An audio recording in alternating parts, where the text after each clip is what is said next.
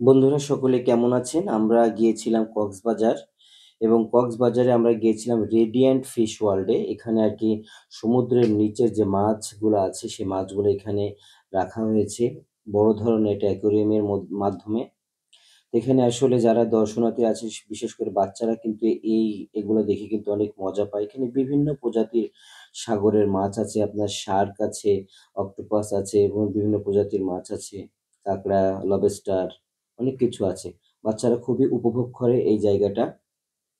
এছাড়া উপরে আপনার এই রেডিয়েন্টের উপরে আর কি বাচ্চাদের গেম খেলার জায়গা আছে, ফুড কোর্ট আছে, কেনাকাটার জায়গা আছে। বাচ্চারা আসলে অনেক উপভোগ করে এই জায়গাটা।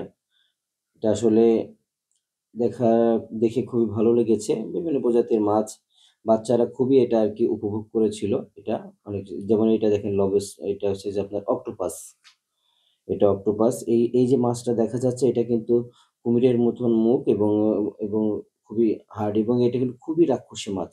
এই মাছটা অনেক রাক্ষসী, এবং এই মাছটা দেখেন অনেক সুন্দর মাছটা দেখতে। সেগুলো সাগরের মাছ, এগুলো সব সাগরের মাছ। এটা শার্ক, অনেক বড় একটি শার্ক এটা।